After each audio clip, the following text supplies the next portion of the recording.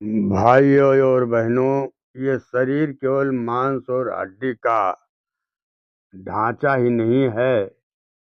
ये एक मंदिर है, मस्जिद है, गिरजाघर है, गुरुद्वारा है। जो कुछ भी आप समझ लें वही है, क्योंकि इसके अंदर साक्षात देवता बैठा हुआ है। शास्त्र कहते हैं कि दुर्लभ मानुषम जन्म, यानी मनुष्य शरीर दुर्लभ है। वैसे भी मानसकार ने भी लिखा है कि बड़ी भाग मानुष तन पावा, असुर दुर्लभ सदग्रंथ गावा। तो यानी ये देवी देवताओं को भी दुर्लभ है।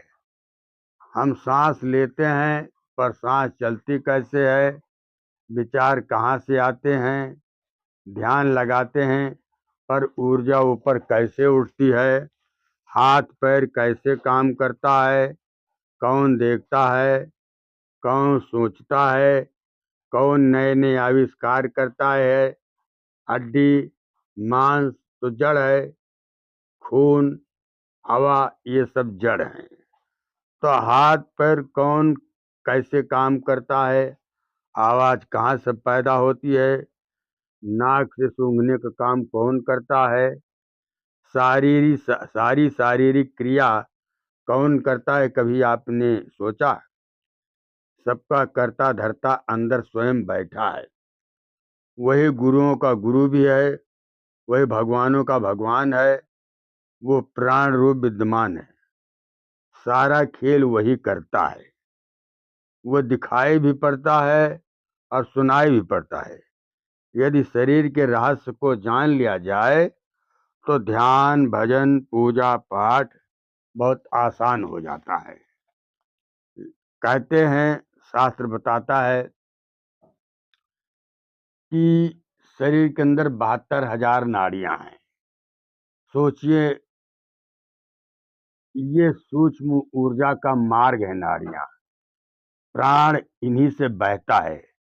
जैसे खेत में पानी नाली से जाता है, वैसे ही शरीर में प्राण नाड़ियों से बहता हुआ चलता है आगे।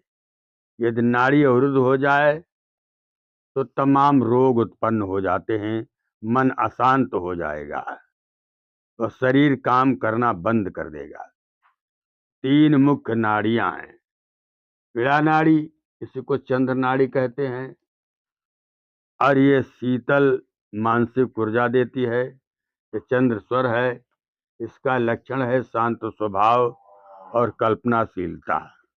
और दूसरी पिंगला नाड़ी है।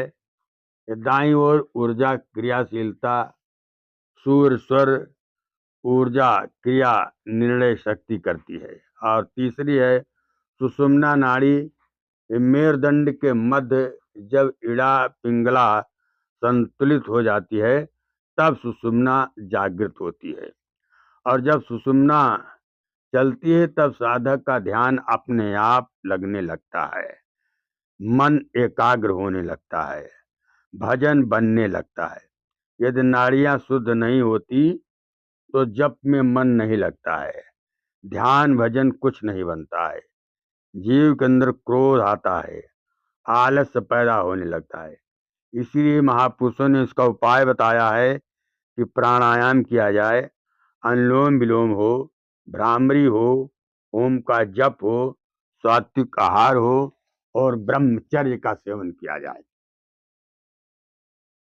तब जो है ये सारी क्रियाएं आसान हो जाती। नाड़ी का और अनाहत नाद का संबंध कितना गहरा है ये देखिए।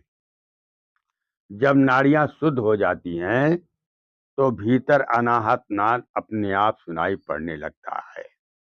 घंटा शंख मधुर गूंज सुनाई पड़ने लगती है। नाड़ी शुद्ध तो प्राण संतुलित और मन शांत, नाद अपने आप प्रकट हो जाता है। पहले लोग पूजा पाठ के साथ साथ नाड़ी विज्ञान का भी ज्ञान रखते थे। यदि ब्राह्मण मौन हो जाता था तो समाज आध्यात्मिक रूप से अंधा हो जाता था। ब्राह्मण जो होता था इन क्रियाओं का संचालन यही करता था। यह मार्ग को समाज को नई दिशा देता था। लेकिन आज ब्राह्मण स्वयं भटक गया तो सारा समाज अंधा हो गया, रास्ता किसी के पास नहीं है। राजा राज्य करता था लेकिन ब्राह्मण दीपक का काम करता था। खैर, अब ये आपका शरीर जो है ये एक मंदिर की तरह है, नाड़ियां इसके अंदर ऊर्जा का मार्ग हैं और प्राण साधना से शुद्ध होता है, इसलिए प्राणायाम जरूरी है। और जब प्राणायाम करते करते नाड़ियां शुद्ध हो जाती हैं तब अपने आप नाद का अनुभव प्रकट रूप से होने लगता है।